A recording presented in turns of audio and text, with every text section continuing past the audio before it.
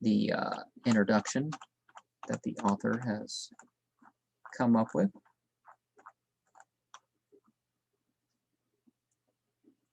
Shamsuddin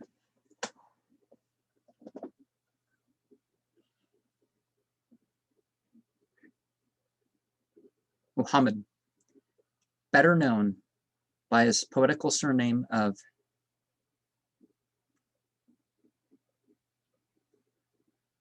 Hafiz, was born in Shiraz in the early part of the 14th century. His names being interpreted signify the son of the faith, the praiseworthy, and one who can recite Al-Quran, somebody who can recite it in full. He is further known to his compatriots under the titles of the Tongue of the Hidden and the Interpreter of Secrets. The better part of his life was spent in Shiraz, and he died in that city towards the close of that century. The exact date of either his birth or his death is unknown. He fell upon turbulent times. His delicate love songs were chanted to the rude accompaniment of the clash of arms, and his dreams must have been interpreted often enough by the nip of famine in a beleaguered town, the inrush of conquerors, and the flight of the defeated. The history of Persia in the 14th century, the Common Era, is exceedingly confused. Well, the Al-Hijra era, you might be able to say it's even more confused. It's 1433 when this video is coming out, by the way. 1443. Beyond a succession of wars and turmoils, there's a little to be learnt concerning the political conditions in which Hafiz lived 50 years before the birth of the poet Hulagu, the grandson of the great Tartar invader.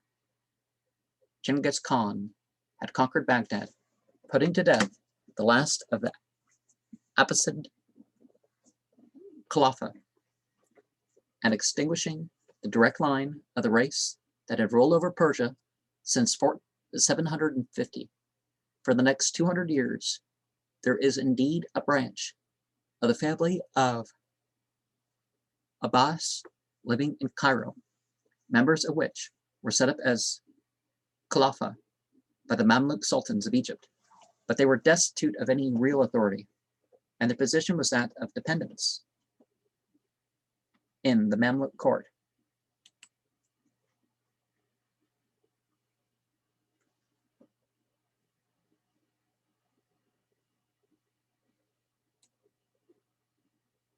The sons and grandsons of Hulagu succeeded him as lords of Persia and Mesopotamia, paying a nominal allegiance to the great Khan of the Mongols in Kambalek or Pekin, but for all practical purposes, independent, and the different provinces of their empire were administered by governors in their name. About the time of the birth of Hafiz, that is to say, in the beginning of the 14th century, a certain Mahmud Shah in Jew was governing the province of Fars, of which Shiraz is the capital. In the name of Abu Said, the last of the direct descendants of Hulagu, on the death of Mahmud Shah, Abu Sa'id appointed Sheikh Hussein ibn Juban to the governorship of Fars, a lucrative and much coveted post. Sheikh Hussein took the precaution of ordering the three sons of Mahmud Shah to be seized and imprisoned, but while they were passing through the streets of Shiraz in the hands of their captors, their mother, who accompanied them, lifted her veil and made a touching appeal to the people, calling upon them to remember the benefits they had received from their late ruler, the father of the three boys. Her words took instant effect. The inhabitants rose, released her and her sons, and drove Sheikh Hussein into exile. He, however, returned with an army supplied by Abu Sa'id and induced Shiraz to submit again to his rule.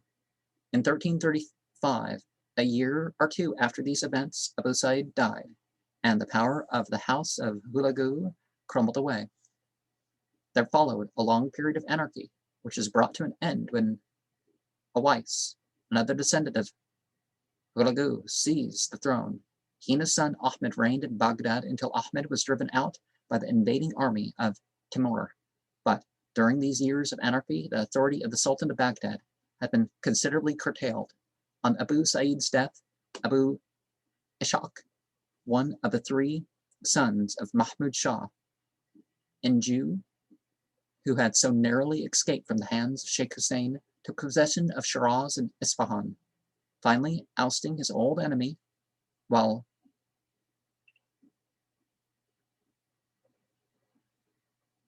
is it Muhammad or is it supposed to be Muhammad? Because some people, there's the altering of it, so I'll just say Muhammad ibn Muzaffar, who had earned a title for valor in the service of Abu Sa'id and made himself master of Yazd. So Shamsuddin Muhammad might be the right pronunciation. From this time onward, the governors of the Persian provinces seem to have given a nominal allegiance now to the Sultan of Baghdad, now to the more distant Caliph. The position of Shiraz between Baghdad and Cairo must have resembled that of Venice between Rome and Constantinople. Unlike Venice, she was obedient to neither lord. Abu Ishaq had not steered his bark into quiet waters. In 1340, Shiraz was besieged and taken by a rival, Atabek, and the son of Mahmud Shah was obliged to content himself with Isfahan. But in the following year, he returned, captured Shiraz by a stratagem, and again established himself as ruler over all Fars. The remaining years of his reign are chiefly occupied with military expeditions against Yazd, where Muhammad ibn Muzaffar and his sons were building up a formidable power. In 1352 of the Common Era, determined to put an end to these attacks, Muhammad marched into Fars and laid siege to Shiraz. Abu Ishaq, whose life was one of perpetual dissipation, redoubled his orgies in the face of danger. Uncertain of the fidelity of the people of Shiraz, he put to death all the inhabitants of 2 quarters of the town, and contemplated ensuring himself of a 3rd quarter in a similar manner. But these measures did not lead to the desired results. The chief of the threatened quarter got wind of the king's design and delivered up the keys of his gate to Shah Shuja, the son of Muhammad ibn Muzaffar, and Abu Ishaq was obliged to seek refuge a second time in Isfahan. 4 years later, in 1357, he was given up to Muhammad, who sent him to Shiraz, with a fine sense of dramatic fitness, had him beheaded in an open space before the ruins of Persepolis. The Arab traveler Ibn Battuta, who visited Shiraz between the years 1340 and 1350, had left a description of its ruler. Abu Ishaq, says he, is one of the best sultans that can be found. It must be confessed that the average of sultans was not very high in Ibn Battuta's time. He is fair of face, imposing of presence, and his conduct is no less to be admired. His mind is generous, his character remarkable, and he is modest, although his power is great and his territories extensive. His army exceeds the number of 30,000 men. Turks and Persians, the most faithful of his subjects, are the inhabitants of Isfahan, but he fears the Shirazis, who are a brave people, not to be controlled by kings, and he will not trust them with arms. This view of his relations with the 2 towns tallies with Abu Ishaq's subsequent history and points to a considerable power of observation on the part of Ibn Battuta, but he relates a tale which would seem to show that Abu Ishaq was not unpopular. Even in Shiraz, on a certain occasion, he wished to build a great gate in that city, and hearing of his desire, the inhabitants vied with each other in their eagerness to satisfy it. Men of all ranks turned out to do the work, putting on their best clothes and digging the foundations with spades of silver. Abu Ishaq shared the passion of the age for letters, and was anxious to be accounted a rival to the king of Delhi in his generosity to men of learning. But, sighs Ibn Battuta, how far is the earth removed from the Pleiades? The Persian historian who describes Ashok's execution quotes a quatrain which the Atabeg is supposed to have written while he was in prison. Lay down thine arms when fortune is thy foe, 'gainst heaven's wheel, wrestler, try not a throw. Drink steadfastly the cup whose name is death, empty the dregs upon the earth and go. So perished the first patron of Hafiz from 1353 to 1393. When Timur conquered Shiraz for the second and last time, the greater part of Persia was ruled by members of the house of Muzaffar. Scarcely a year passed undisturbed by civil war, scarcely a year in which one of the sons or grandsons of Muhammad did not suffer imprisonment or worse at the hands of his brothers. Muhammad himself was the first to fall. Shah Shuja seized his father while he was reading Al-Quran aloud with a poet of his court and caused him to be blinded. A few years later, his grim life beat itself out against the prison walls of Ka-la-e-Safed. Without just cause, sings Hafiz, the victor of victors, suffered imprisonment, guiltless. The mightiest head was laid low. He had overcome Shiraz and Tabriz and Iraq. At the last, his own hour came. He who, in the eyes of the world, was the light he had kindled, i.e., Muhammad's son, Shah Shuja, through whose eyes, which had gazed victorious upon the world, thrust the hot iron, a stern and pitiless man, was this Muhammad, brave in battle, wise in counsel, ardent in religion, but hard and cruel beyond measure, a perfidious friend, and a relentless enemy.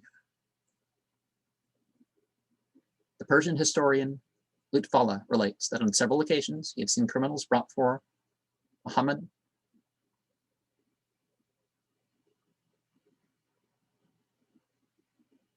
while the emir was engaged in reading Al-Quran. Laying the book aside, he would draw his sword and kill the offenders as they stood up and then return unmoved to his devotions. Shah Shuja once asked his father whether he'd killed 1,000 men with his own hand. He said no. Muhammad replied, but I think that the number of them that I have slain must reach 800. And study of scripture is not neglected, nor is one's duties to institute justice. If you really are paying attention to scripture. Now, I can't say what the death penalties were or something to make a judgment that's completely Islamically sound, the types of people who were killed, but after his death, Shah Shuja reigned in Shiraz, and his brother Shah Yahya in Yazd. Shah Shuja was a man of like energy with his father, but it was an energy directed in different channels. The stern religious ardor of the elder man was changed into a spirit of frenzied dissipation in the younger. Whenever he was not engaged in conducting expeditions against his brothers and nephews, he was taking part in the wildest orgies in Shiraz. He was scarcely less cruel than Muhammad. In a fit of drunkenness, he ordered one of his own sons to be blinded. And though, at the instance of his vizier, he repented and sent a second message, hot foot after the first, it was already too late to save the boy. Before Shah Shuja's death, the knell of the house of Muzaffar had sounded. Tamerlane and his Tartar hordes had advanced into northern Persia. In 1382, Shah Shuja sent a perpetuary embassy to him with gifts, jewels and silks, horses, a scarlet dice, a royal standard, and a Chinese umbrella. And Timur in return sent the king a robe of honor and a belt studded with jewels. Worn out before his time with riotous living, Shah Shuja did his utmost to secure the welfare of his family before he died.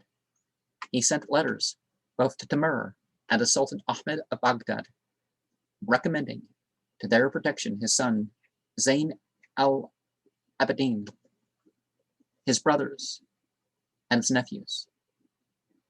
The curtain is drawn aside for a moment from the deathbed of the king, and an anecdote, such as Oriental historians love, reveals to us the fearless and terrible face. While that name kind of indicates that the Shia, the Seveners were pretty dominant, and then the Twelvers became the main group of Shia, but the Seveners were, I think, as populous as the Sunnis. So the Hyperborean hordes, changed things. Hearing that his brother Ahmed was preparing to dispute the succession with Zain al-Abidin, he sent for him in order to persuade him to withdraw his claims. But when Ahmed entered the room where Shah Shuja lay sick to death, both brothers burst into tears, and Ahmed was so much overcome by emotion that he was obliged to withdraw. Thereupon Shah Shuja sent him a letter by the hand of a faithful servant. The world, he said, is like under the shadow of a cloud and a dream of the night, for the one has no resting place, and when the dreamer awakes, there remains to him but a vain memory of the other. I foresee much disturbance in Shiraz. Kerman is the home of our fathers. I have no complaint to lay at your door, but now that I am about to fare upon a long journey, if you were to become a sower of discord, not I alone would reproach you, but God also, and our enemies would rejoice. Go therefore to Kerman and renounce this unhappy city. And Ahmed went. Now, in the Shia tradition in particular, if there's an unjust ruler of which obedience is not obliged, then you don't fight to protect their kingdom. You fight to protect the people in self-defense or something, but you just don't go to the army and you just carry out the orders, whatever. Shah Shuja died in the odor of sanctity. 10 holy men were with him continually, reading Al-Quran aloud from end to end each day. He left behind him a name renowned for courage and for liberality. Because if you're hearing the Quran all the time, you're definitely hearing more about the freedom. At the very least, you can say that. It's more about the freedom and what it can do for you rather than what it limits you from, right? He was a poet after the fashion of kings, and from boyhood, he could repeat Al-Quran by heart. The son, his future, he had spent his last hours in assuring, was not to remain for long upon the throne bequeathed to him by his father. During his short reign, Zain al-Abidin was engaged in defending himself from the attacks of his cousin Mansur, but in 1388 he was obliged to flee before an enemy more terrible than any he had yet known. Timur, who for several years had been hovering upon the borders of Fars, overran southern Persia and took Shiraz. Zain al-Abidin sought refuge with Mansur, who repaid his confidence by imprisoning and blinding him. It must have been in the year 1388 that the celebrated interview between Hafiz and Timur took place, and not at the time of the second conquest of Shiraz in 1393. The confusion between the two dates has led several writers to doubt the truth of the story, since it is almost certain that the poet had died before 1393. Timur bestowed Shiraz upon Shah Yahya, uncle to Mansur, and some time governor of Yezd. But no sooner was the Tartar army called away by disturbances in the northern parts of the empire than Mansur overthrew his uncle and possessed himself of Shiraz. Hafiz did not live to see the end of the drama, but the end was not far off. In 1393, Timur advanced with 30,000 picked men against Mansur the Muzaffaride, with only 3,000 or 4,000 men twice charged into the heart of the Tartar force. And at one moment, Timur's own life was in danger. Mansur, who was himself fighting in the thickest of the battle, sent message to the wings of his army, ordering them to support his desperate charge, but they did not obey his command. He fell fighting beneath the sword of Shah Rukh Mirza, Timur's son, leaving the conqueror to march in triumph through Persepolis.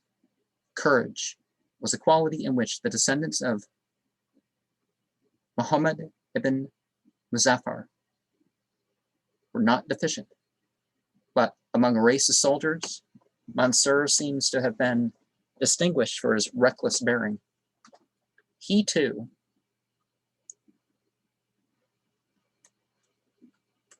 like the other members of his family, was a patron of learning, and is related that he used to distribute 200 tomans daily among the poor scholars of Shiraz. Both on account of their popularity and of their bravery, Timur saw that there would be no place for him, no peace for him in Shiraz. While no member of the house of Muzaffar remained alive, Mansur's survivors were put to the sword. Through all these changes of fortune, Hafiz appears to have played the prudent, if rather unromantic, part of the vicar of Buray. The slender thread of his personal histories made up, for the most part, a more or less mythical anecdote. He was the son, according to one tradition, of a baker of Shiraz, in which city he was probably educated. The poet Jami says that he does not know under what Sufi doctor Hafiz studied. As a young man, however, he is one of the followers of Sheikh Muhammad Attar, who is seen to have been of somewhat of a freelance among the learned men of Shiraz. Sheikh Mahmud did not give himself up completely to the contemplative life, but combined the functions of a teacher with those of a dealer in fruit and vegetables. "O disciple of the tavern," sings Hafiz, "give me the precious goblet that I may drink to the Sheikh, who has no monastery." Sheikh Mahmud's attitude doubtless brought him under the condemnation of the stricter Sufis, of the discipline of a certain Sheikh, Hassan Astrakush in particular, who, as the title of their master denotes, clad themselves only in blue garments, and declared that their minds were filled with heavenly desires, just as their bodies were clothed in the color of heaven. Well, wasn't that color of heaven like several times its value of gold? The fabric dyed with it. So Hafiz falls foul of this rival school in several of his poems. "I'm the servant," he says, "of all who scatter the dregs of the cup, and are clothed in one color, that is clothed in sincerity, but not of them whose bodies are clad in blue, while black is the color of their heart." And again, "Give me not the cup until I have torn from my breast the blue robe," by which he means that he cannot receive the teachings of true wisdom until he has divested himself of the errors of the uninitiated. From Sheikh Mahmud, perhaps, he learnt a wholesome philosophy which enabled him to see through the narrow-minded asceticism of other religious teachers, whether Sufi or Orthodox, and he was not unmindful of the debt he owed him. "My gray beard," he sings, "who scatters the dregs of the wine, has neither gold nor power, but God has made him both munificent and merciful." And indeed, if he succeeded in unchaining the spirit of his disciples from useless prejudice, it may be admitted that the Sheikh went far towards providing him with a good equipment for life. Although he never submitted to any strict monastic role, Hafiz assumed the dervish habit of which he speaks so contemptuously. We must suppose that he took the precaution, which he himself recommends, of washing it clean in the wine that Sheikh Mahmud provided for him. In other words, that he tempered his orthodoxy with the freer doctrines he had derived from his teacher. he also became a sheikh.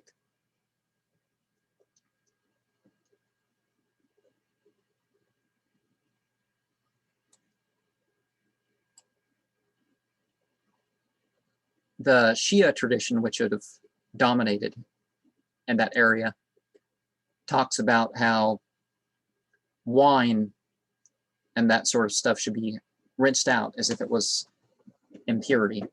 So that's something to consider there.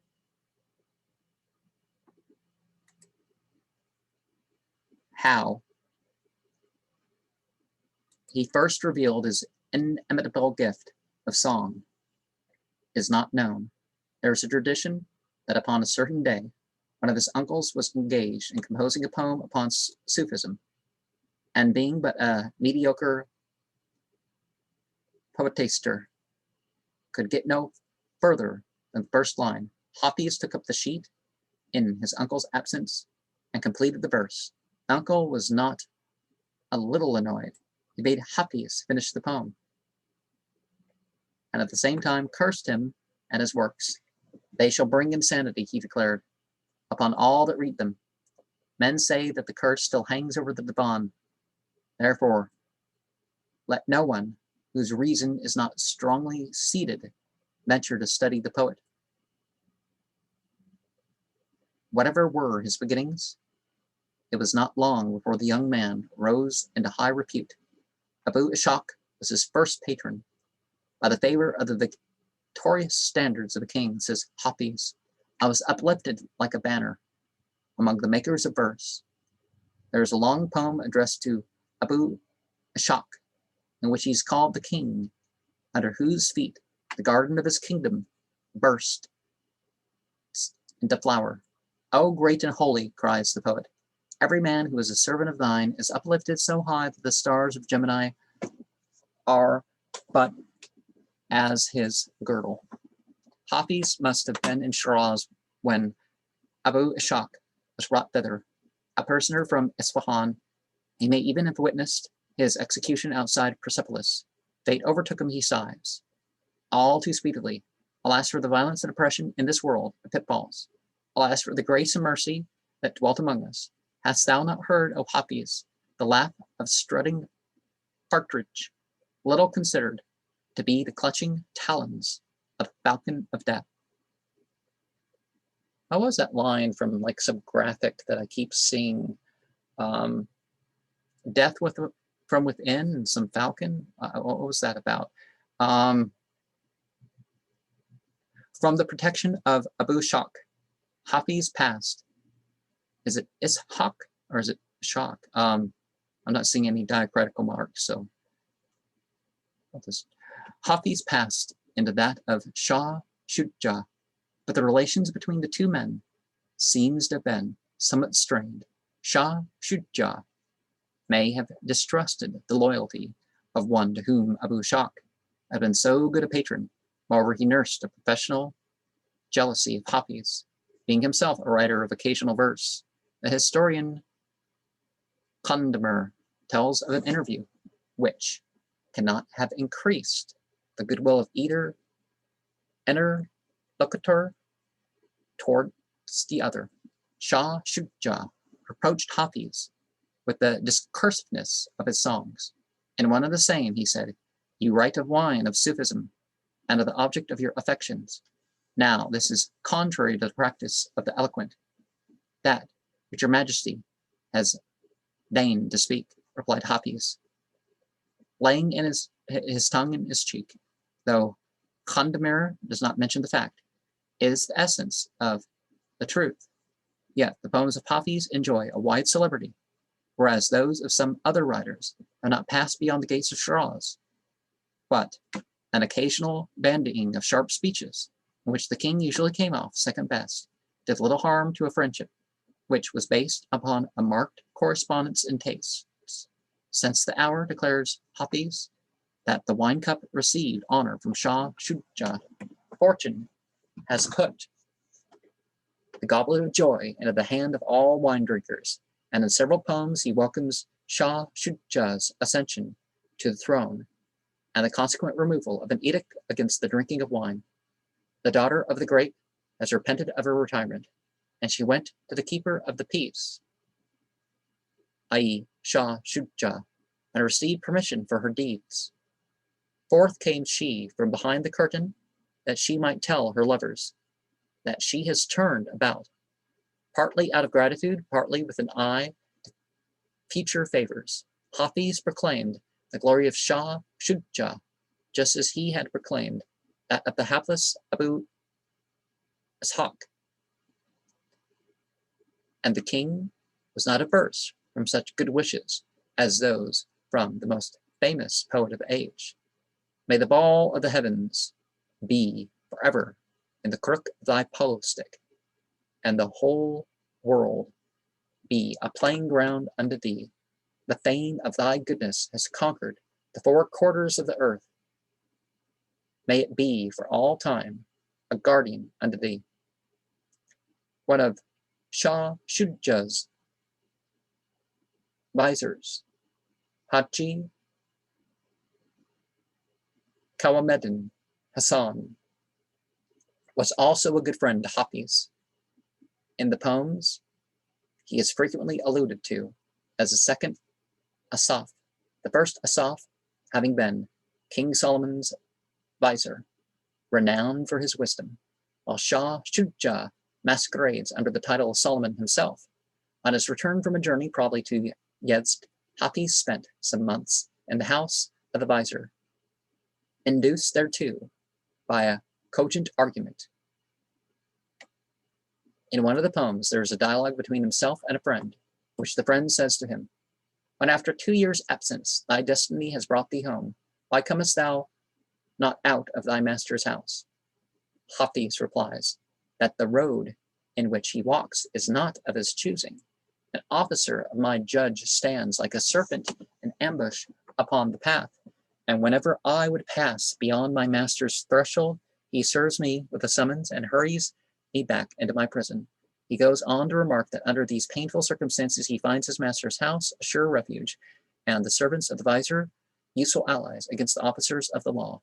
If anyone proffers a demand to me there, I call to my aid the strong arm of one of the visor's dependents, and with a blow I cause his skull to be cleft in two, a summary manner, one would think, of dealing with the law, and little calculated to incline the heart of his judge towards the offender. There is a Qawamuddin who is frequently mentioned, the visor of Sultan Awais of Baghdad.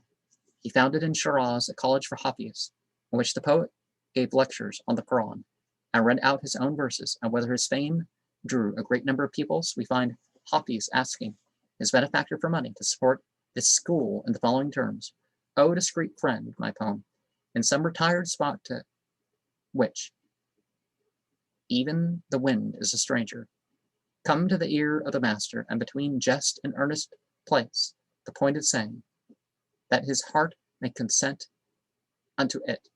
Then of thy kindness pray his munificence to tell me. If I were to ask for a small stipend, would my request be tolerated?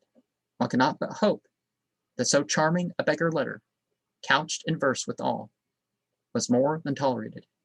It was probably this visor who sent a robe of honor to Hafiz, which, when it came, proved to be too short for him. But, says the poet politely, no favor of thine could be too short for any man." From Awais himself, Hafiz is said to have received kindness, but he does not seem to have been satisfied with the Sultan's conduct towards him.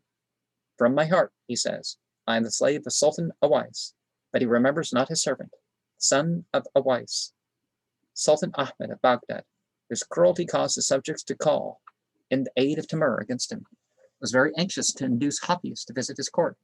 But Hafiz, perhaps with prudence, declined the invitation, saying that he was content with dry bread eaten at home, and no desire to taste the honey the pilgrims gather by the roadside. He sent to Ahmed a poem in which he loaded his name with extravagant praise.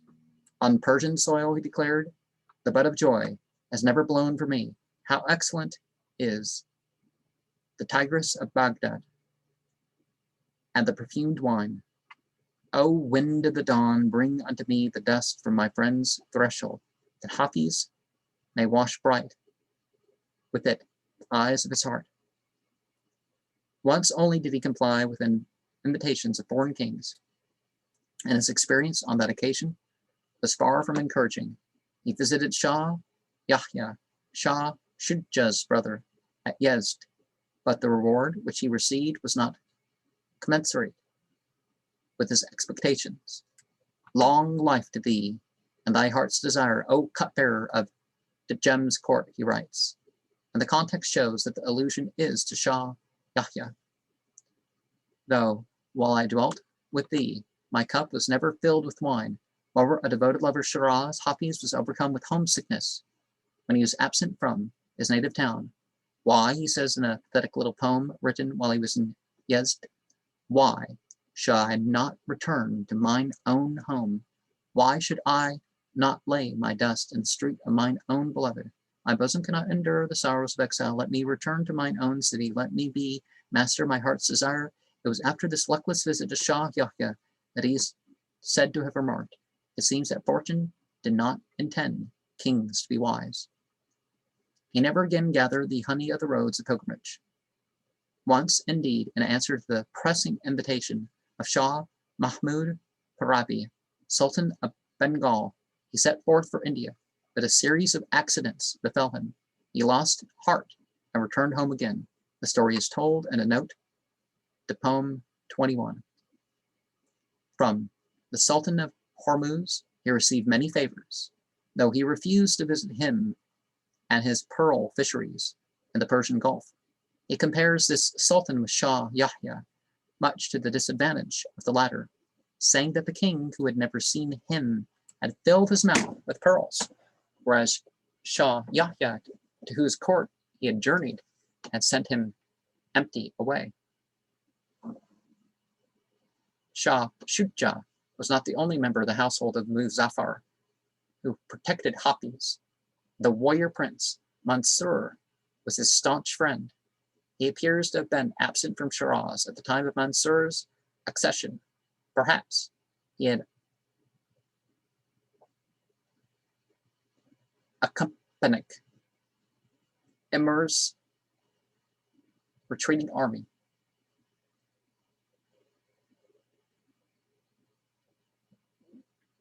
Perhaps he had accompanied the Emir's retreating army.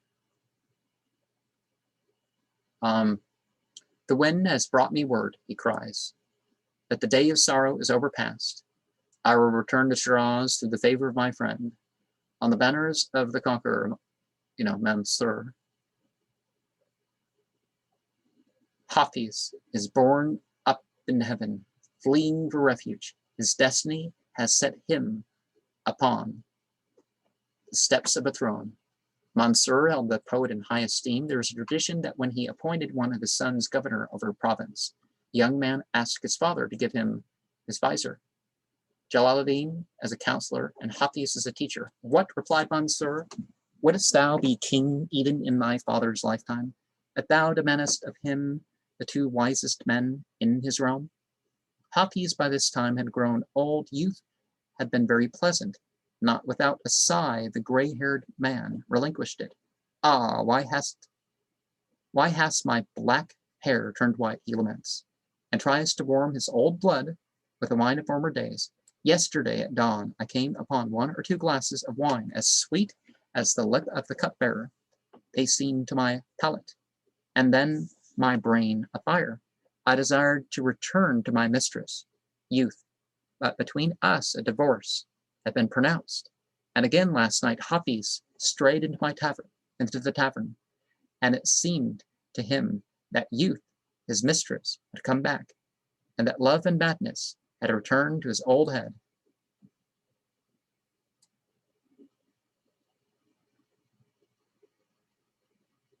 Gieb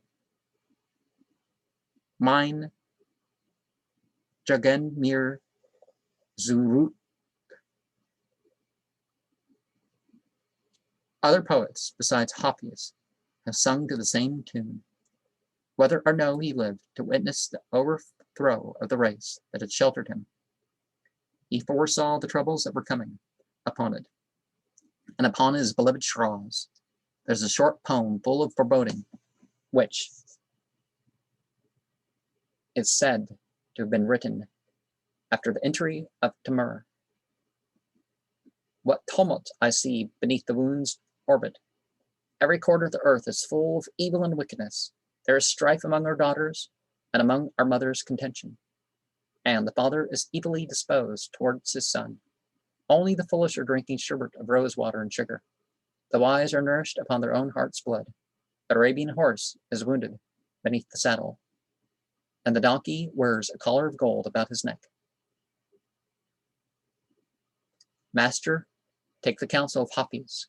Go and do good, for I see this maxim is worth more than a treasure house of jewels. In several verses, he congratulates Mansur upon a victory and a fortunate return to Shiraz, which may perhaps refer to the re-establishment of the Muzaffaride line after Timur's departure. Give me the cup, he says in one of these, for the airs of youth blow through my old head. So glad am I to see the king's face again. The date of his death is variously given as 1388, 1389, 1391, and 1394 of the Common Era, but it seems unlikely that he should have been alive as late as 1394. 1389 is the year given in a couplet by an unknown author, which is inscribed upon his tomb. If thou wouldst know when he sought a home in the dust of Mosalla, seek his date in the dust of Mosalla. The letters of the Persian words Kak-e Mosalla, dust of Mosalla, give the number 791. That is 1389 of our era.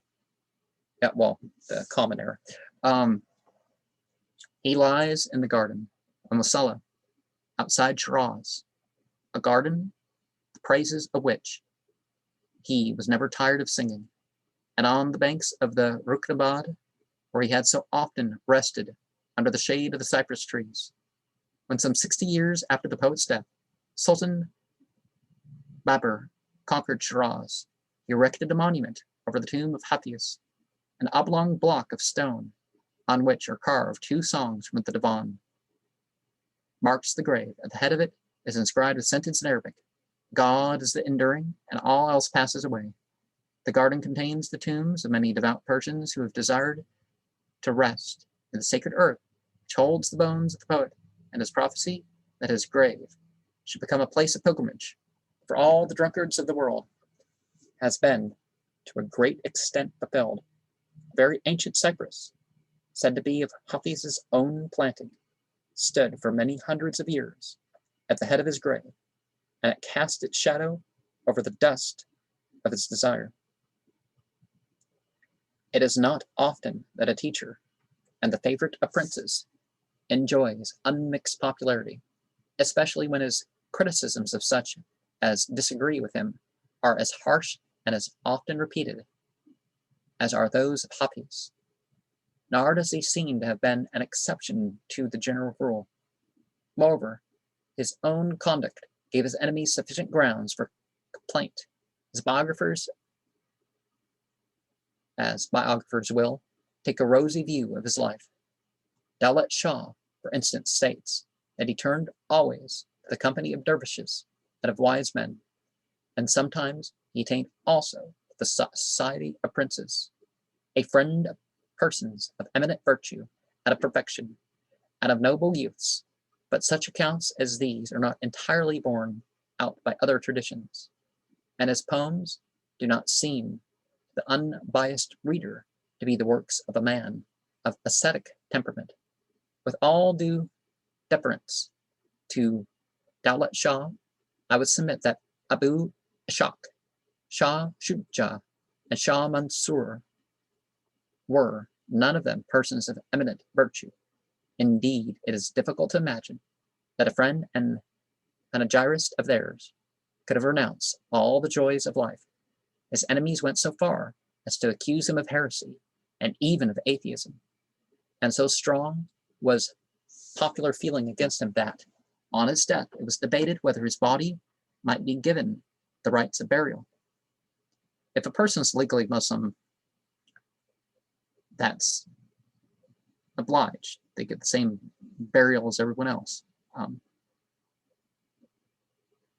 You know, the kings aren't supposed to have these lavish burials, that sort of thing. But the question was only settled by consulting his poems, which, on being taken at haphazard, opened upon the following verse: "Fear not to follow with pious feet the corpse of Hafiz, for though he was drowned in the ocean of sin, he may find a place in paradise. It is a fortunate age which will allow a man's writings to stand his doubtful reputation in such good stead. Hafiz was married, and he had a son. He laments the death of both wife and child in two poems, which are translated in this volume, despite of all the favors which he received from the great men of his day. He is said to have died poor.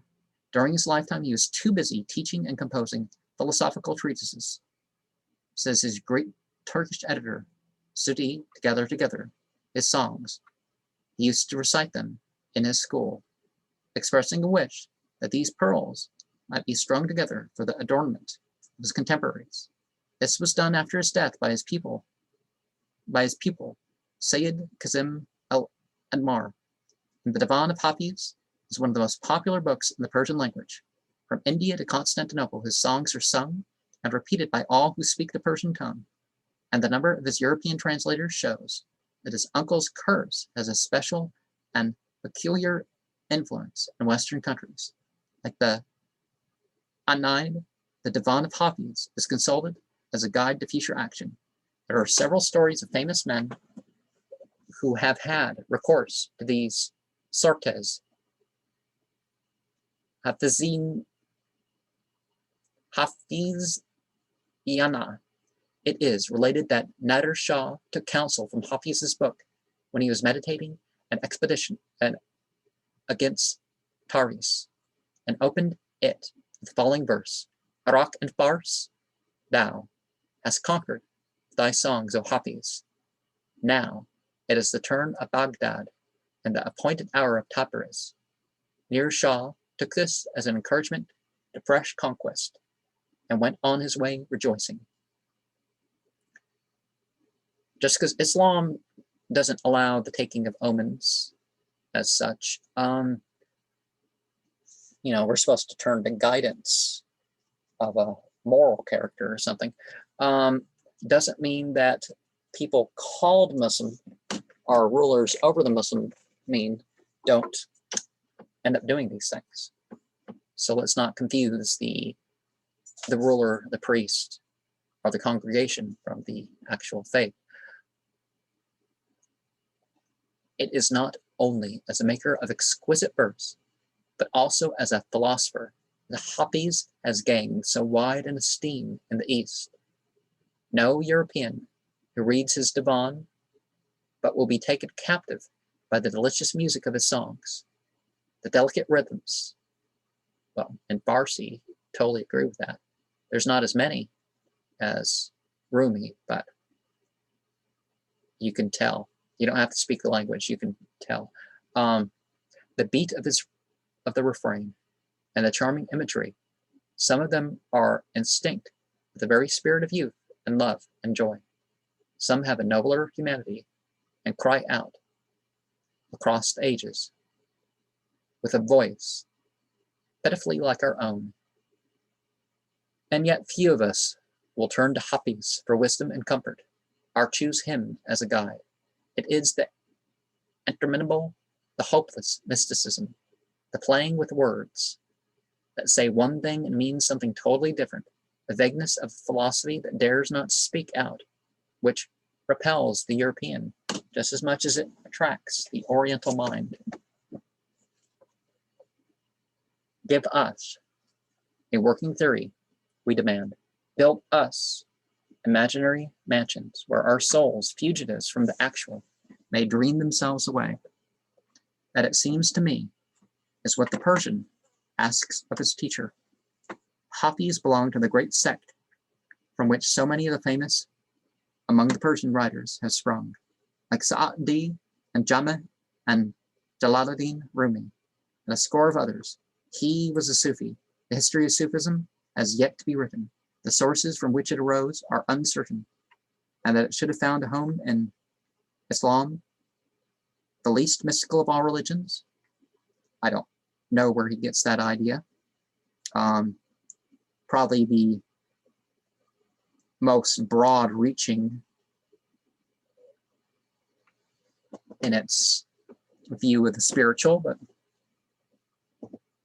it's still unexplained.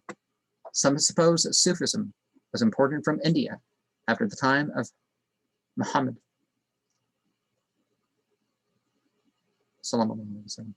Some that it was a development of the doctrines of Zoroaster, which the prophet's successors silenced, but did not destroy. In reply to the first theory, it has been objected that there is no historical proof of relations between India and Muslim countries after Muhammad's era and before the rise of Sufism. That's not true.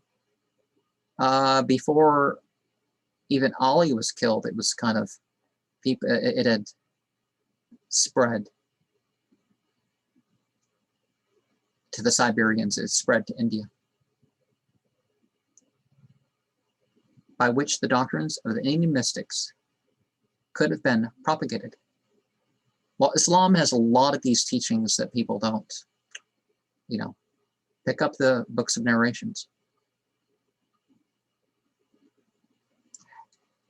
And as for the second, it seems improbable that Sufism, of which the essential doctrine is unity, could have borrowed much from a religion as sharply opposed to it as that of Zoroaster. His creed is founded upon a dualism. Well, no, it's not. Zoroastrianism is not the same as what Zarathustra taught. And certain things from the Magians and the Achaemenids and the other groups, that's somewhere else. A third theory is that the origins of Sufism are to be looked for in the philosophy of the Greeks, strangely distorted by the Eastern mind and the influence of Christianity. But, though the works of Plato are frequently quoted by mystical writers, and thought, it seems certain, that they owe something both to the Neoplatonic school of Alexandria and the Christian religion, this would not be enough to account for the great perversion of Muhammad's teaching. Now, of course, we're going to have to explain that one. Baron Sylvester. Well, Muhammad didn't just, he didn't accept the Christian, it wasn't, Islam's not a jumble of other religions. So you don't find the contradiction, you don't find certain problems that have now been proved that people just assumed, even during the time of this writing. They didn't know that it wasn't true, they just presumed it wasn't true. But now some of these things have been proven. That Islam, where it had a different opinion, was right if they know something about it. Baron Sylvester de Sacy suggested the following explanation of the matter. The 2nd century of the Hijra was a time of fermentation and of the rise of sects. This was due in the first place to the introduction of Greek philosophy, and in the second to the rivalry between the partisans of Ali and those of the Umayyad and Abbasid Khilafah. Now, the partisans of Ali it wasn't a political thing for them. For the others, it was a political thing. It was like our group. We want our group. So they kind of kept it, the Umayyad and the Abbasids kind of kept it away from the people in general and made it about their group. It was among the followers of Ali that the doctrines of the union of God and man, the infusion of the divinity of the Imams, well, the theological authority, because in the West they use the word divine to refer to a theologian, and the allegorical interpretation of religious ceremonies grew up. Perhaps they're talking about the Alawiyya or something. Daulat Shah, in his biography of the Persian poets, traces back mysticism as far as to Ali himself, though it is probable that he was imputing to the son of the law, the prophets, beliefs, which were of a somewhat later date. By force of circumstances, the Alides were placed in opposition to the ruling caliphs and were obliged to find a justification for their attitude and for submitting to the observances enjoined by those whom they refused to recognize as true representatives of Muhammad. Well, they believed in the objective teachings of the Quran and the Sunnah. They read the Quran by the light of a new creed and interpreted it in a manner far different from that intended by its author. For a moment, when the division between the Shiite and the Sunni sprang into being, the Shiite can be said to be in the 740s and the 750s of the Common Era, is when you can say the historical appearance of the Sunnis. But the Shiites are followers of Ali, made the eastern provinces of the Caliphate their stronghold. It is not unreasonable to support that a mysticism in every way contrary to the true spirit of the Quran made in those provinces near to India so rapid a progress because of the conquest of Persia by the Arabs. The Indian mysticism had already struck root there.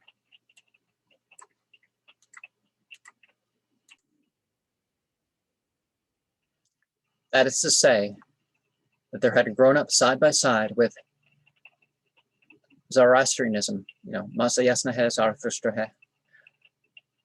a mysticism entirely congenial, the peculiar temper of the Persian mind, so congenial indeed that it was not stamped out by the Arab conquerors, but insinuated itself into the stern and practical creed which they forced upon a nation of dreamers and metaphysicians.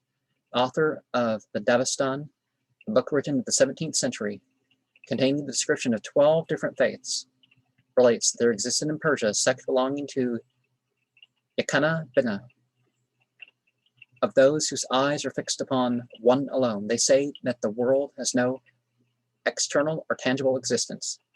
All that is a God, and beyond him there is nothing. The intelligences and the souls of men, the angels, the heavens, the stars, the elements, and the three kingdoms of nature exist only in the mind of God, have no existence beyond.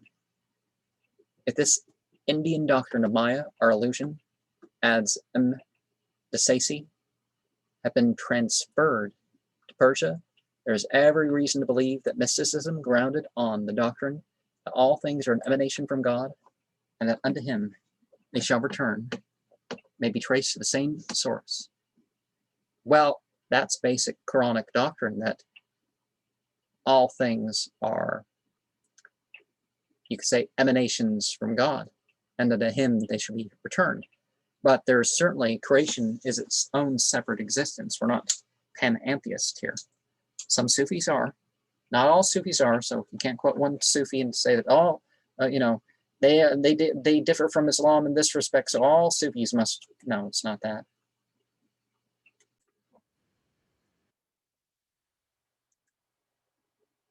The keynote of Sufism is the union, the identification of God and man. Very left-hand path, right? It is a doctrine which lies at the root of all spiritual religions. But pushed too far, it leads to pantheism, quietism, and eventually to nihilism. The highest good to which the Sufis can attain is annihilation of the actual, to forget that they have a separate existence and to lose themselves into divinity as a drop of water is lost in the ocean. Well, very likely in self-aggrandizement.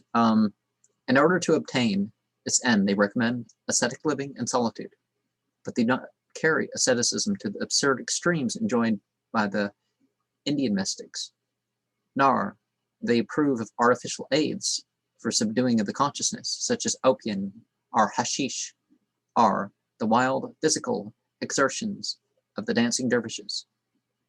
The drunkenness of the Sufi poets, say their interpreters, is nothing but an ecstatic frame of mind in which the spirit is intoxicated with the contemplation of God, just as the body is intoxicated with wine, According to Devastan, there are 4 stages in the manifestation of the divinity. In the first, the mystic sees God in the form of a corporal being. In the second, he sees him in the form of one of his attributes of action, as the maker or preserver of the world. In the third, he appears in the form of an attribute which exists in his very essence, as knowledge or life. In the fourth, the mystic is no longer conscious of his own existence. To the last, he can hope to attain, but seldom. This losing of the soul in God is only a return. And here we come, near to such Platonic doctrines as those embodied in the Phaedrus, to the conditions which existed before birth out of the world, just as in the dialogue, the immortal steed, which is harnessed to the chariot of the soul, longs to return to the plane of birth, and to see again the true justice, beauty, and wisdom of which it has retained an imperfect recollection. So the soul of the Sufi longs to return to God, from whom it has been separated by the moral veil of the body. But this reunion is pushed much further by the Eastern philosophers than by Plato. It implies, according to them, the complete annihilation of a distinct personality corresponding to the conditions quite unlike those described by the Platonic Socrates, which they believe to have existed before birth. There is nothing which is not from God and a part of God. In himself, he contains both being and not being. When he chooses, he casts his reflection upon the void. And that reflection is the universe. Not reflection as it looks like God or anything. We might think that if we're not speaking the Semitic languages when you look at that, but there is a fine passage in Jami's Yusuf and Zuleika, and she sets forth this doctrine of the creation. Thou art but the glass, the poet concludes. His is the face reflected in the mirror.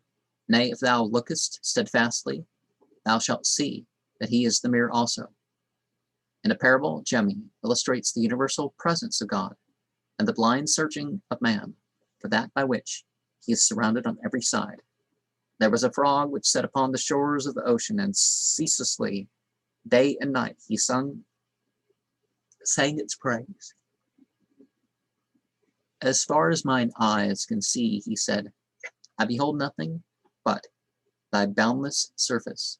Some fish swimming in the shallow water heard the frog's song and were filled with the desire to find that wonderful ocean of which he spoke. But go where they would, they could not discover it. At last, in the course of their search, they fell into a fisherman's net, and as soon as they were drawn out of the water, they saw beneath them the ocean for which they had been seeking. With a leap, they returned into it. The story of the creation as told in Al-Quran. It is impossible for the Sufis to accept. Well, no, it depends on the Sufi group, right? They are bound to give an outward adhesion to it, but in their hearts they treat it as an allegory. The world is posterior to God, only in the nature of its existence, and not in time. The Sufis were not far from the doctrine of the eternity of matter, from which they were only withheld by the necessity of conforming with the teachings of the Quran. So they were Mutazilites, is basically what this guy was saying. They content themselves with saying that the world came into existence when it pleased God to manifest himself beyond himself, and will cease when it shall please him to return into himself again. It is more difficult to dispose of the resurrection of the body, which is constantly insisted upon by Muhammad, salam Allahu alayhi wasallam, that the soul, when it has at last attained to complete union with God, should be obliged to return to the prison from whence it has escaped at death, is entirely repugnant to all Sufis, nor can they explain it satisfactorily. The divergence of their opinions from those of the Prophet.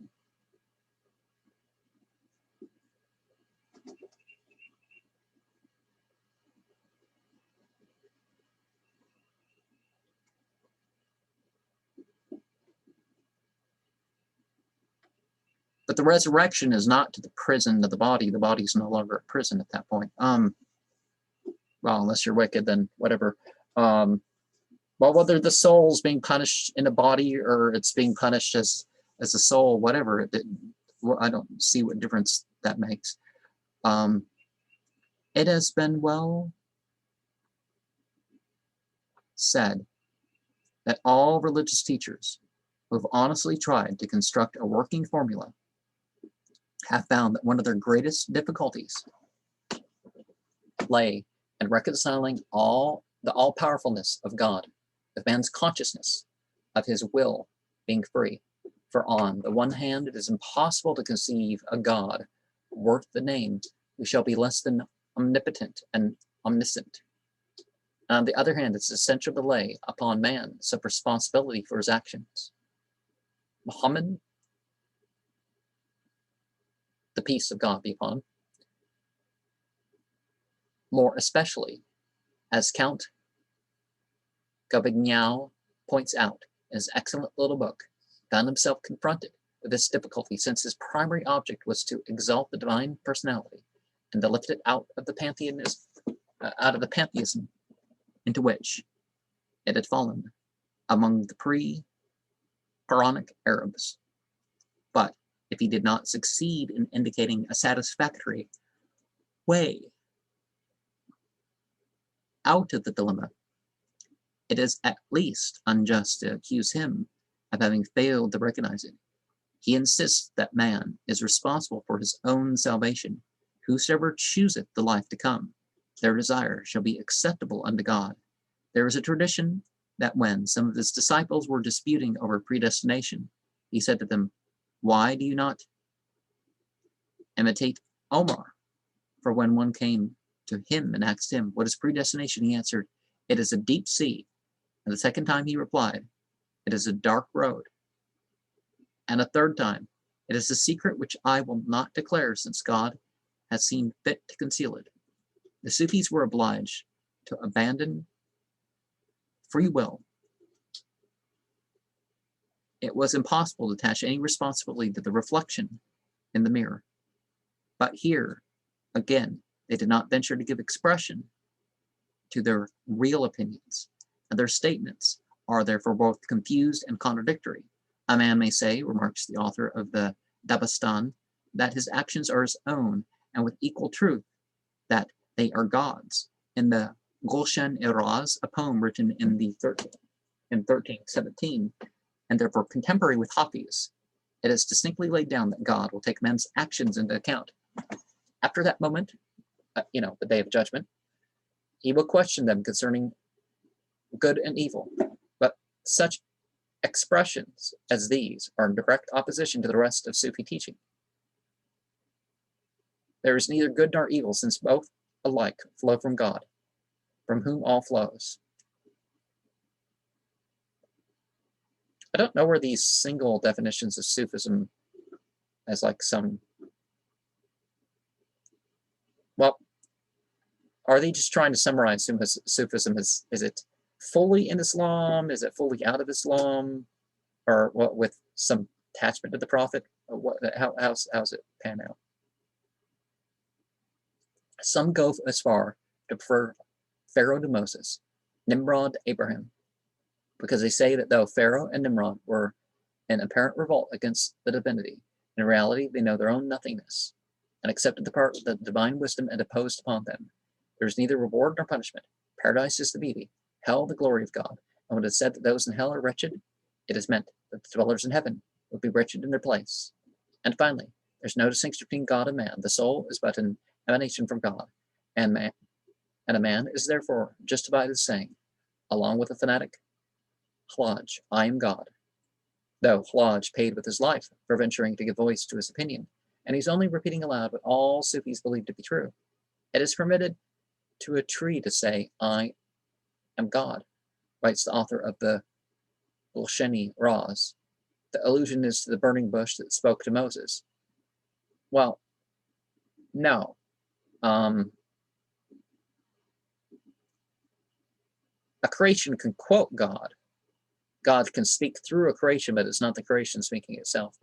But Why then may not a man say? And again, in God there is no distinction of quality.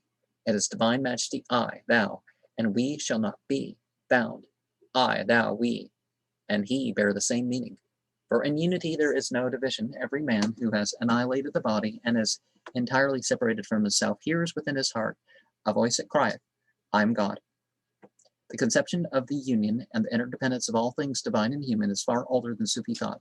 It goes back to the earliest Indian teaching of Professor Gilsen in his book on metaphysics, has pointed out the conclusion which is drawn from it in the Veda. The Gospels, he says, fix quite correctly as the highest law of morality. Love thy neighbor as thyself. But why should I do so, since by the order of nature I feel pain and pleasure only in myself, not in my neighbor? The answer is not in the Bible, this venerable book being not quite free from Semitic realism. Well, the Bible had issues of the, Greek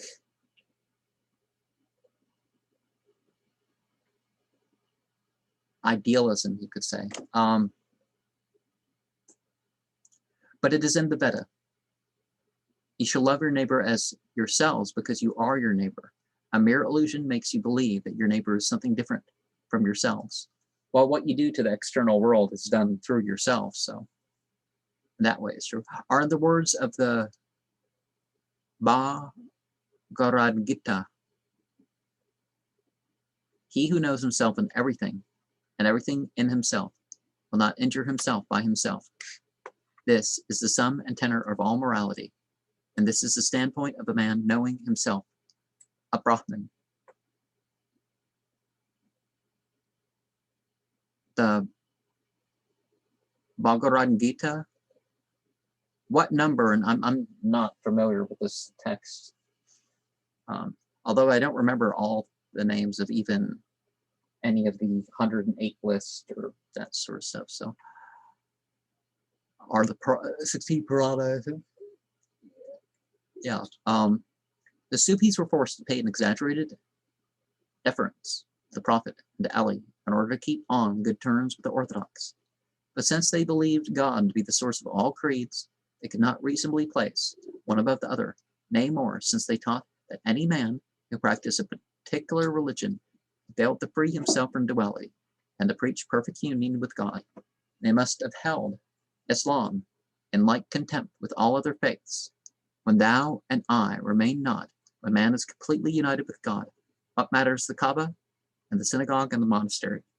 That is, what is the difference between the religion of Muhammad, the Jew, or the Christian?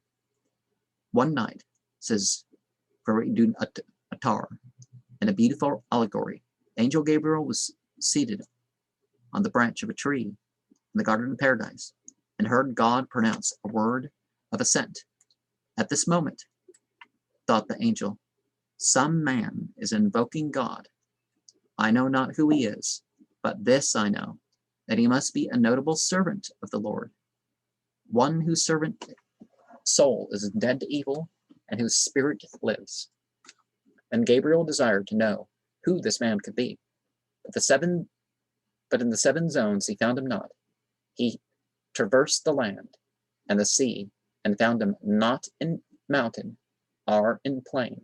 Therefore he hastened back to the presence of God, and again he heard him give the favorable answer to the same prayers. Again he set forth and sought through the world, yet he saw not the servant of God. O Lord, he cried, show me the path that leads to him upon whom thy favors fall. Go to the land of Rome, God answered, and a certain monastery thou shalt find him. Thither fled Gabriel and found him whom he sought. Lo, he was worshipping an idol. When he returned, Gabriel opened his lips and said, O Master, draw aside from me the veil from this secret.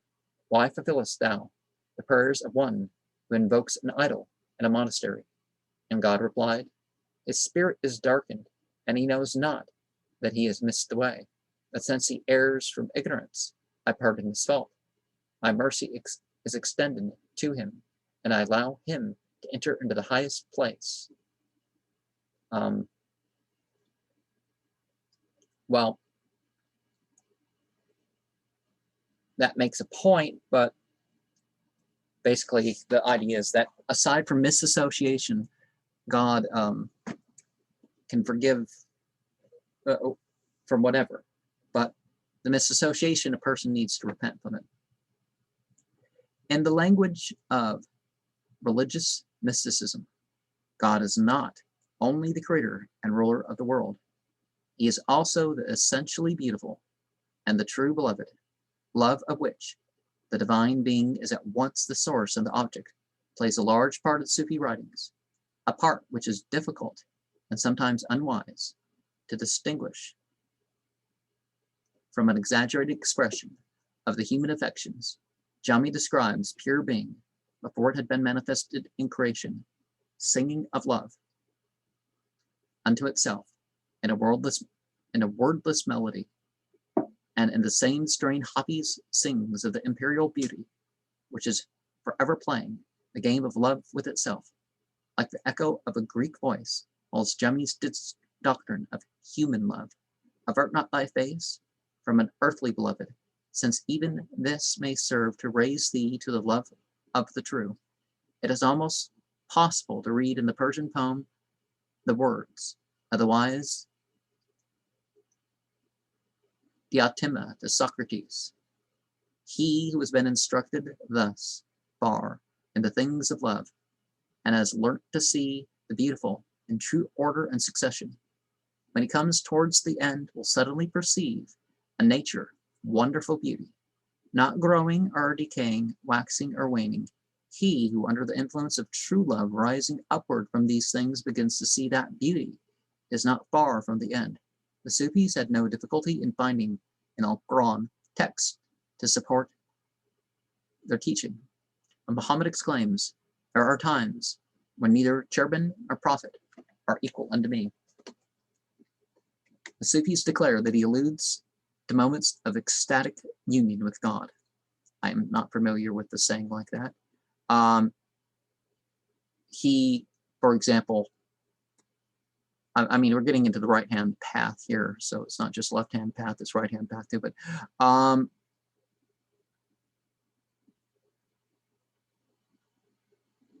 we're taught not to make distinctions or discriminations between the prophet. Jonah and Moses and others, there's many examples in the Sunni and the Shia narratives about prophets that Muhammad didn't want people to say that he was better than them. Certainly their legacies passed on, so it wasn't for him to say who was better. And his account of victory, the battle, thou didst not slay them, but God slew them. And thou didst not shoot, but thou didst shoot, but God shot.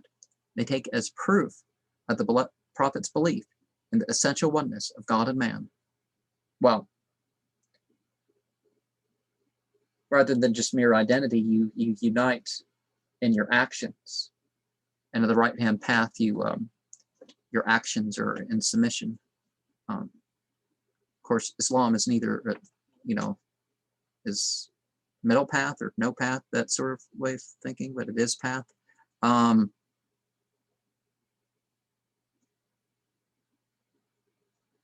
whole book is twisted after this fashion into agreement with their views. Beautiful and spiritual as some of these doctrines are, they can hardly be said to form an adequate guide to conduct. The Sufis, however, are regarded in the East as men leading a virtuous and pure life. Even the etymology of their name points to the same conclusions. Sufi comes from an Arabic word signifying wool, and indicates that they were accustomed to clothe themselves in simple woolen garments. They occupy in the East much the same position that Madame Guyon and the Jansenists occupied in the West. And they teach the same doctrine of quietism, which, while it lends to its followers the virtues of exaggerated submission, saps the root of a faith that is manifested in works. So far as the Sufis are striving earnestly after union with God, they are saved from the logical consequences of their doctrines. Their ear is strained to catch the sounds of the lute. Their eyes are fixed upon the cup. Their bosoms are filled with the desire of this world out of the world to come, and the same spirit Hafiz sings, though the wind of discord shake the two worlds, mine eyes are fixed upon the road from whence cometh my friend. The idealism of the Sufis led them to deny the morality of all actions, but they restricted the consequences of their principles to the adepts who had attained to perfect union with God. And even for them, the moments of ecstasy are few. Most Sufis are good and religious men, holding it their duty to conform outwardly, and no discredit to use all artifices to conceal from the orthodox the beliefs which they cherish in their hearts, but holding also that the practice of the Islamic religion, to the rites of which they have attached symbolic meanings, is the only way to the perfection which they aspire. Nevertheless, Count Campagnano is of the opinion that quietism is the great curse of the East. The dominant characteristic of Sufism, he says, is to unite by a weak chain of doctrine, ideas, the significance of which is very different. So different that there is in reality but one connecting link between them, and that link is a quietism adapted to them all, a passive disposition of spirit which surrounds with the nimbus of inert sentiment all conceptions of God, of man, and of the universe. It is this quietism and not Islam which is the running sore of all Oriental countries. Amen to that. Because remember, Islam is not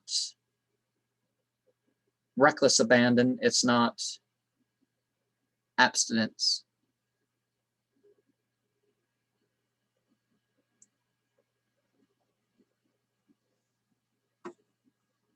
Or other similar extremes. Unfortunately, as he points out, the conditions of Oriental life are such as to enforce rather than to control a disposition to mysticism. The poets found ready to their hand a mass of vague and beautiful, though eminently suited to imaginative treatment, whether they believed in it or not. They used it and thereby popularized it, delighting as only an Oriental can in the necessity of veiling it with exquisite symbolism and throwing round it a cloud of charming phrases. These phrases caught and held the Oriental ear, and the Oriental mind is faithful to a formula once accepted. Moreover, when a man looked about him and saw the vicissitudes of moral existence, nowhere more marked than in the East, how conqueror succeeded conqueror, and empire, how the humble was exalted and the mighty thrown from his seat, how swift was the vengeance of God in sweeping pestilence and resistless famine, and how unsparing the forces of nature. He turned to a philosophy which taught that all earthly things were alike vain virtue and patriotism and the love of wife and child. Behold, power and beauty, and the bold part played in a hopeless fight. He remembered what he had learned from the poets and storytellers. Behold, the world is as the shadow of a cloud and a dream of the night. How far the Divan of Hafiz can be said to embody these doctrines, each reader must decide for himself, and each will probably arrive at a different conclusion.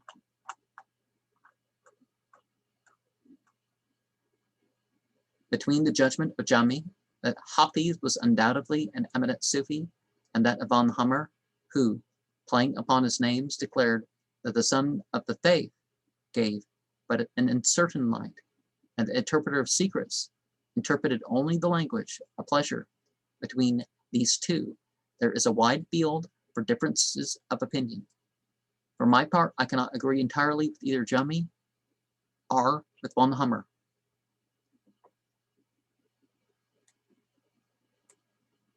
Partly, perhaps, owing to the wise guidance of Sheikh Mahmud Attar, partly to a natural freedom of spirit Hafiz seems to me to rise above the narrow views of his co-religionists and to look upon the world from a wider standpoint. The asceticism of Sufi and Orthodox he alike condemns. The ascetic is the serpent of the age, he cries. I think it was not only to curry favor with the king that he welcomed the accession of Shah Shuja, nor was it only to disarm the criticism of stricter Muslimin that he described himself as a weary seeker after wisdom, praying God to show him some guiding light by which he might direct his steps. Of the two conclusions that are commonly drawn from the statement that tomorrow we die, Hafiz accepted, neither unmodified by the other. Eat and drink seemed to him a poor solution of the mysterious purpose of human life and an unsatisfactory signpost to happiness. The abode of pleasure, he says, was never reached except through pain. On the other hand, he was equally unwilling to despise the good things of the world. The garden of paradise may be pleasant, but forget not the shade of the willow tree and the fair margin of the fruitful field. Now, while the rose is with us, sing her praise. Now, while we are here to listen, minstrel, strike the lute, for the burden of all thy songs has been that the present is all too short, and already the unknown future is upon us. He too would have us cut down far-reaching hope to the limit of our little day, though he cherished in his heart a more or less elusive conviction that he should find the fire of love burning still, and with a purer flame behind the veil which his eyes could not pierce.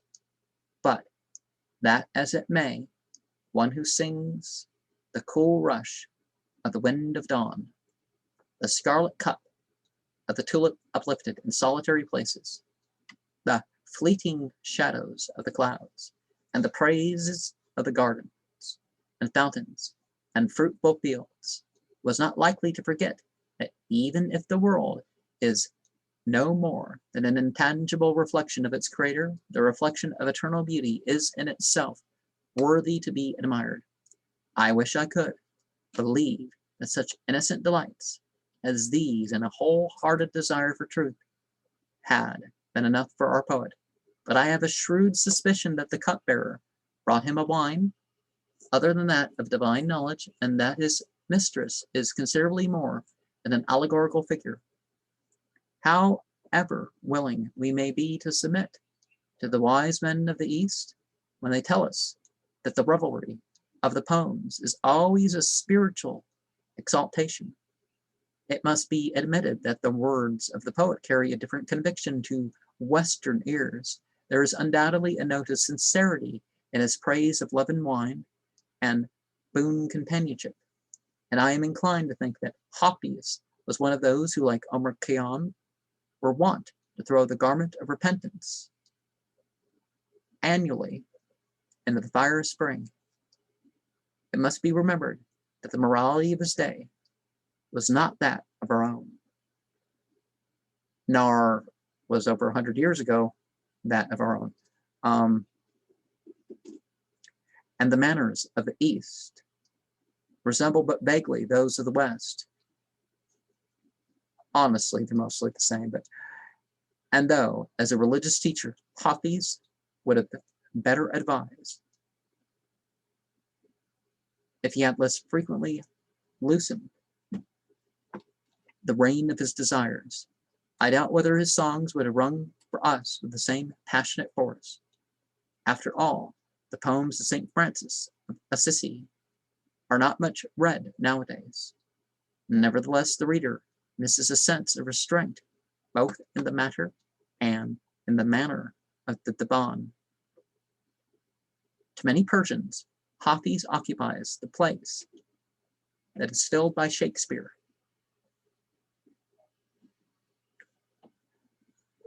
In the minds of many Englishmen, it may be a national prejudice, but I cannot bring myself to believe that the mental food supplied by the Oriental is as good as the other. But then, our appetites are not the same.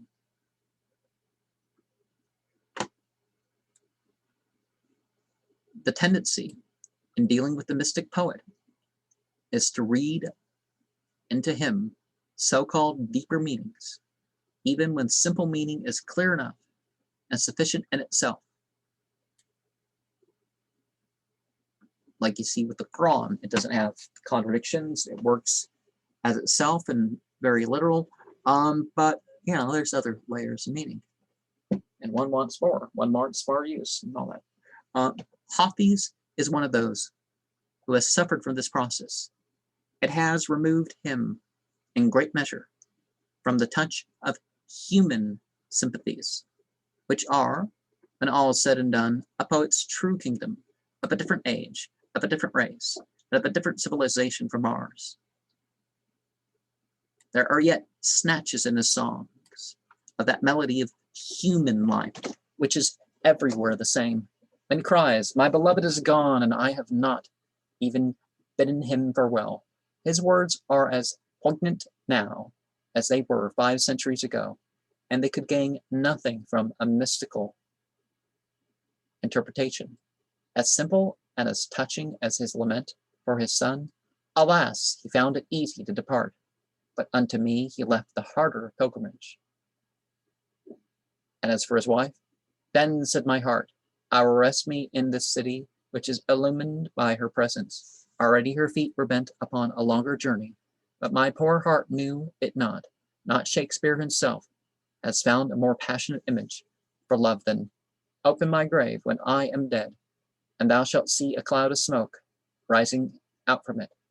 Then shalt thou know that the fire still burns in my dead heart, yea, it has set my very winding sheet alight. R, if the scent of her hair were to blow across my dust, when I had been dead 100 years, my moldering bones would arise and come dancing out of the tomb. And he knows of what he writes when he says, I've estimated the influence of reason upon love and found that it is like that of a raindrop upon the ocean, which makes one little mark upon the water's face and disappears. These are the utterances of a great poet, the imaginative interpreter of the heart of man. They are not of one age, are of another, but for all time Fitzgerald knew it when he declared that Hafiz rang true. Hafiz is the most Persian of the Persians, he says. He is the best representative of their character, whether his sake and wine be real or mystical. Their religion and philosophy is soon seen through. It always seems to me cuckooed over like a borrowed thing, which people, once having got, do not know how to parade enough. To be sure, the roses and nightingales are repeated often enough, that Hafiz and old Omar Khayyam ring like true metal. We're not referring to the distortion music, but the criticism and the praise seem to me both just and delicate. To a certain extent, it may be said that the Sufism of Hafiz is partially due to the natural leaning of the Oriental poet toward a picturesque diction. For all poetry must satisfy Eastern readers. To satisfy them, be couched in a veiled and enigmatic speech, and has been partially read into the Divan by later ages. But this is not all. With Shah Shuja, I would accuse him of mixing up inextricably wine and love and Sufi teaching, and perhaps more besides, to some at least of the innumerable difficulties which assail every man who turns a thoughtful eye upon life and its conditions. Hafiz seems to have accepted the solution presented to him by Sufism. He understood and sympathized with the bold heresy of Khalaj. Though fools whom God hath not uplifted, know not the meaning of him who said, I am God. Sometimes we find him enunciating one of the abstruser of the Sufi doctrines. How shall I say that existence is mine when I have no knowledge of myself? Or how that I exist not when my eyes are fixed upon him? A man, that is, can lay claim to no individual existence. All that he knows is that he is part of the eternally existing. Or again, he declares that his words are metaphorical, and should receive the full Sufi interpretation, as in the following couplet: boon companions, minstrel, and cupbearer. All these but names for him, the image of water and clay. Man is an illusion upon the road of life, but handles Sufism in a broad and noble manner, which links it on to the highest codes of morality, and accepted among the civilized races of mankind. For all eternity, the perfume of love comes not to him who is not swept with his cheek the dust from the tavern threshold. Blessed are the poor in spirit. Hafiz is saying in phraseology suited to the ears of those whom he addressed. If thou desire the jeweled cup of ruby wine, he continues, and it is of the hunger and thirst after wisdom that he speaks. Ah, many tears shall thine eyes thread upon thy eyelashes. He did not forget that the Sufi gold is not always without alloy, and he was not of those who believe that they have discovered the answer to all human demands when their own heart is satisfied. Since thou canst never leave the palace of thyself, he warns, how canst thou hope to reach the village of truth? The song that filled his soul with gladness might strike on other ears to a different measure. And where is the music to which both the drunk and the sober can dance? It was indeed profoundly skeptical as to the infallibility of any creed, judging men not by the practice, but by the spirit that lay beneath it. None shall die whose heart has lived with the life love breathed into it. But when the day of reckoning comes, I fancy that the sheikh will find that he's gained as little by his abstinence as I by my feasting. Sufism, apart from an undercurrent of mysticism, runs through the poems, which it is impossible to explain away if we should attempt to ignore it. Many of the odes would have no meaning at all, and most of them will lose a good half of their interest. Take, for instance, such verses as the following: heart and soul are fixed upon the desire of the beloved. This, at least, is, for if not, heart and soul are not. Fate is that which comes to the brink without the heart's blood. If not, all thy striving after the garden of paradise is not. Throw thyself not at the foot of its sacred trees, hoping for the shade. Dost thou not see, O cypress, that even these are not unto thee? Hafiz is engaged in that terrible weighing of possibilities which every man who thinks must know. Surely the soul which is filled with the desire of God must have some quality which shall be stronger than death. But if this were not so, then indeed the soul itself is not. Surely fate is like an empty bowl standing upon the edge of the river of life. But if the bowl had already been filled with blood, then all your striving to reach the garden of paradise shall avail you nothing.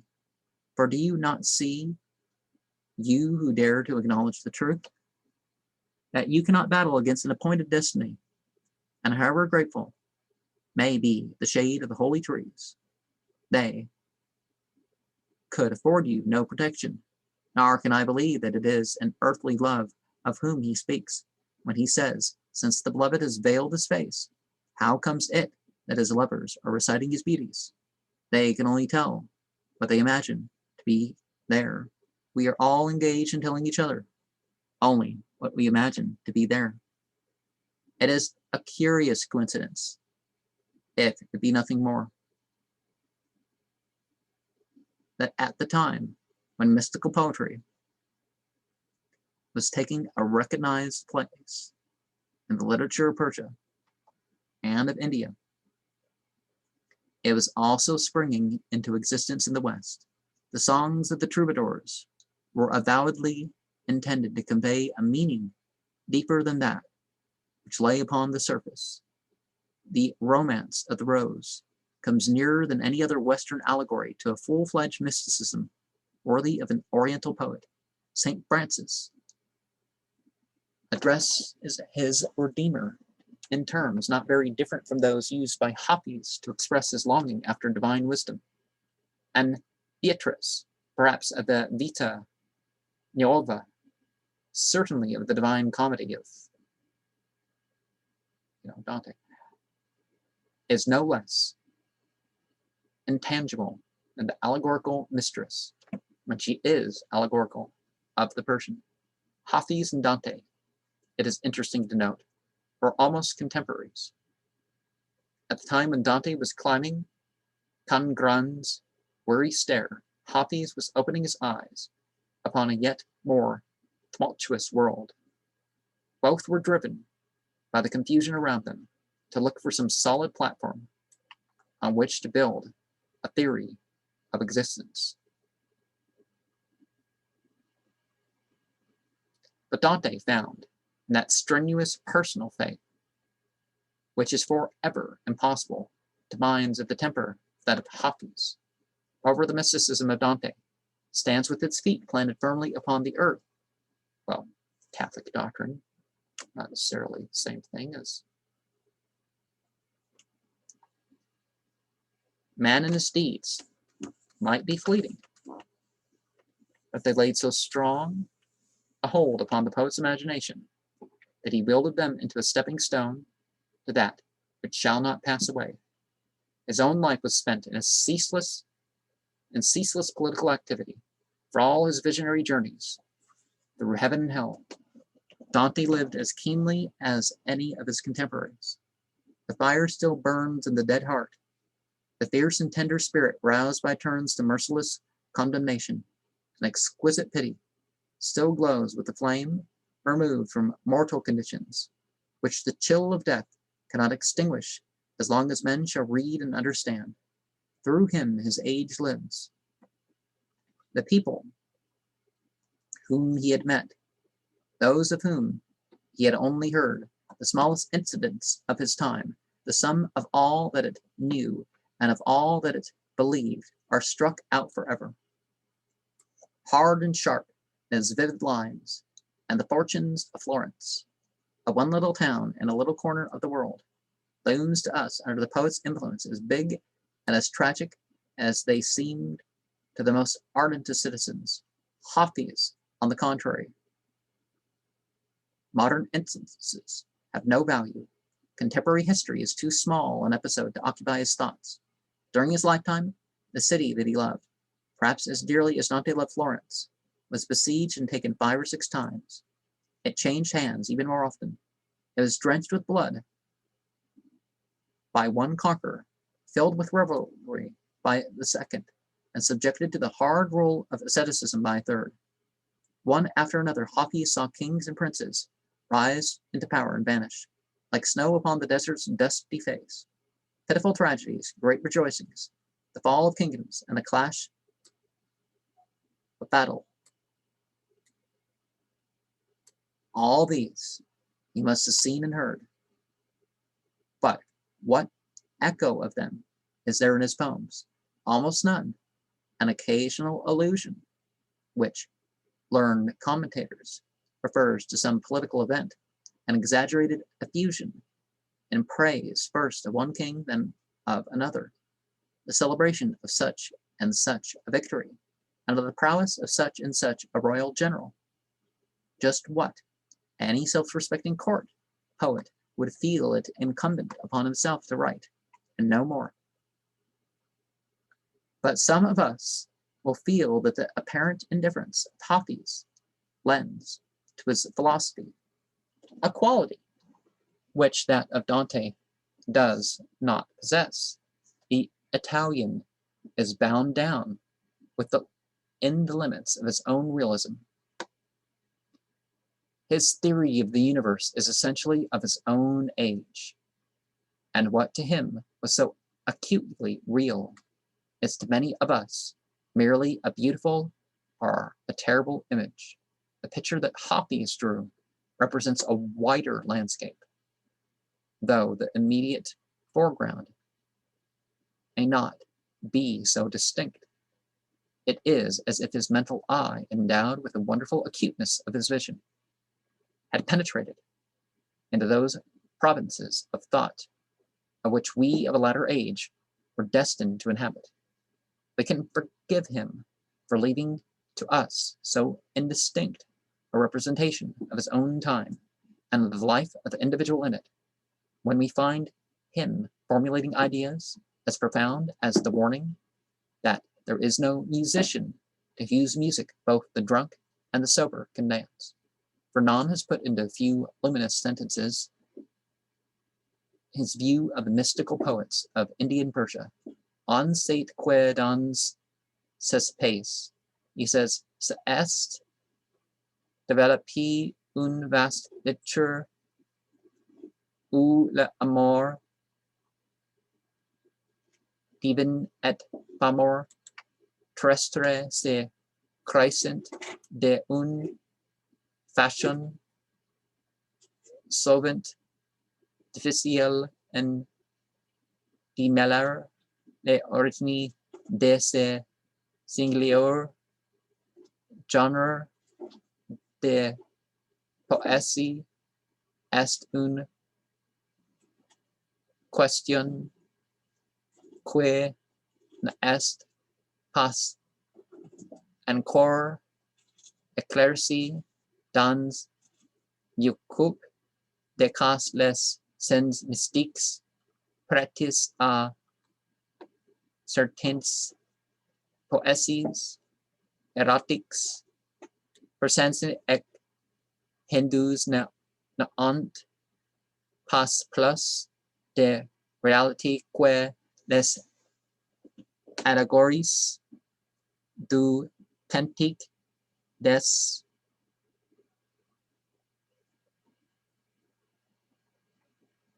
I'm going to just skip here to the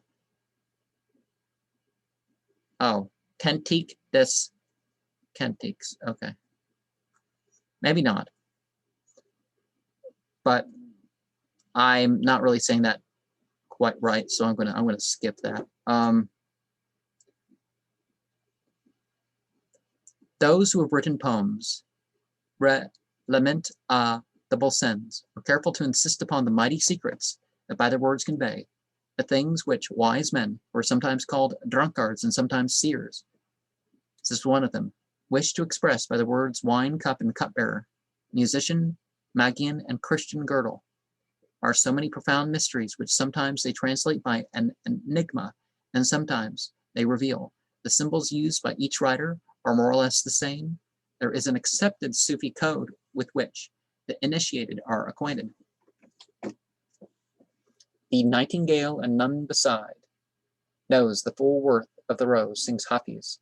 For many a one read the leaf and understands not the meaning thereof.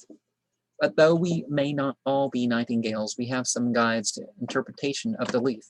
Many of the words in the Sufi dictionary have been expounded to the outer world. The tavern, for instance, is the place of instruction or worship, of which the tavern keeper is the teacher or priest, and the wine, the spirit of divine knowledge, which is poured out for his disciples. The idol is God. Beauty is the divine perfection shining. Locke's expansion of his glory. Down on the cheek denotes the cloud of spirits that encircles his throne, and a black mole is the point of indivisible unity. The catalogue might be continued to any extent. Almost every word has a vague and somewhat shifting significance in the language of mysticism, which he who has a mind for such exercises may decipher if he choose.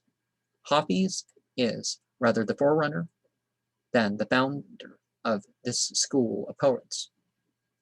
It is equally unsatisfactory to give a completely mystical or completely material interpretation to his songs. He wrote of the world as he found it, And in this experience, pleasure and religion were the two most important incentives to human action. He ignored neither the one nor the other. I'm very conscious that my appreciation of the poet is that of the Western.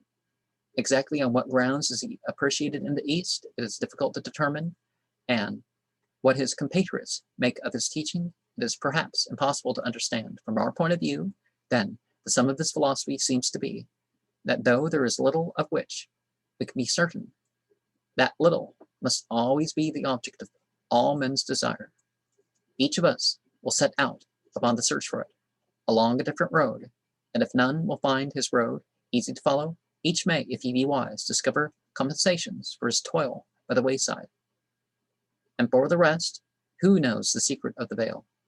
Like many a good and brave man before his time and sense, I think he was content to faintly trust the larger hope.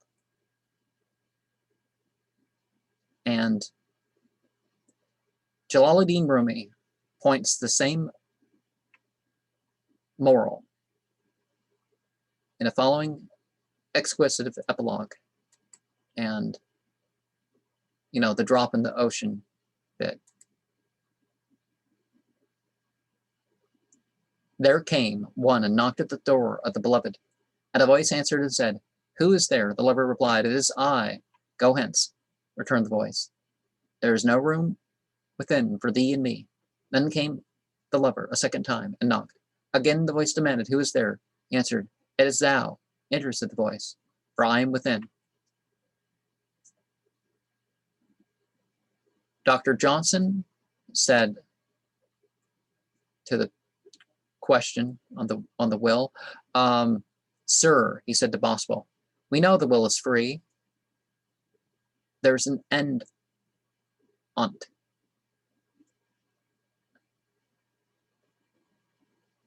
St. Paul in Philippians 2:12 says, "Work out your own salvation, for it is God which worketh in you both to will and to work for his own good pleasure." Halaj lived in the 9th century. Some thought he was a sorcerer, and others a holy worker. He was condemned to death with tortures by the Caliph of Baghdad. In a gig, his ashes were thrown in the Tigris. And it's said that a Sufi once asked God why he suffered his servant Halaj to fall into the Caliph's hands, and it was answered, "Thus the revealers of secrets are punished."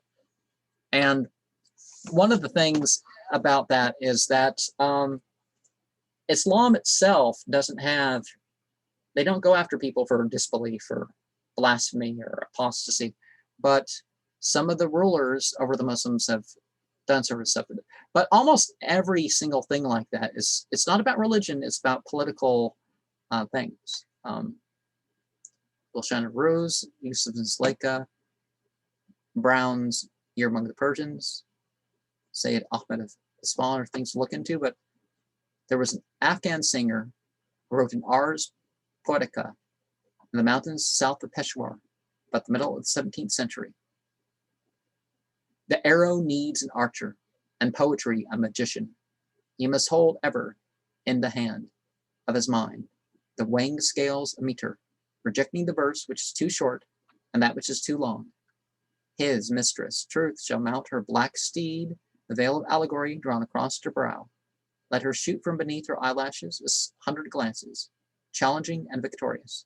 Let the poet place upon her fingers the jewels of the art of many hues, adorn her with the sandalwood and the saffron of metaphor, the bells of alliteration, and bangles upon her feet, and on her bosom the necklace of a mysterious rhythm. Added these,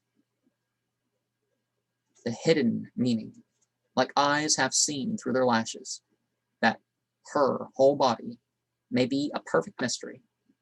And that's a translation of the Kildi, the Khaledi Afghani by T.C. Plowden.